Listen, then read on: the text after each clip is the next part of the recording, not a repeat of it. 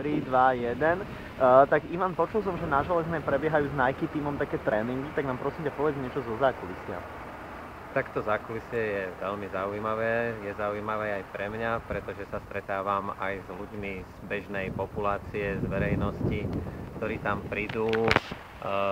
Nike tam pravidelne zorganizuje teda aj vlastne takú požičovňu tenisiek, kde každý si môže otestovať, aký typ tenisky mu v podstate sedí, vyskúša si ten typ tenisky, môže si spraviť takú krátku, by som povedal, prebehnutie prechádzku podľa toho, že kto akú má výkonnosť, a zúčastní sa tam, hovorím, tá bežná verejnosť, ale okrem toho tam chodia aj športovci, aj chodí ten tým, s ktorým sa ja pripravujem na určité bežecké podujatia, a zúčastňujeme sa tam pravidelne v útorok o 5. teraz tohto obdobia. Pokiaľ už nie je skoro tma, tak bývame tam aj o 6.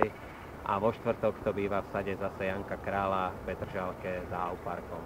Myslím si, že to je ako veľmi dobrá možnosť pre bežných ľudí prísť, zatrénovať si, otestovať si tenisky a otestovať si aj svoju výkonnosť a svoju schopnosť aj si zabehnúť určitý úsek, a majú tam k dispozícii určitých ľudí, trénerov a určitých aj teda športovcov, s ktorými si môžu porovnať svoju výkonnosť.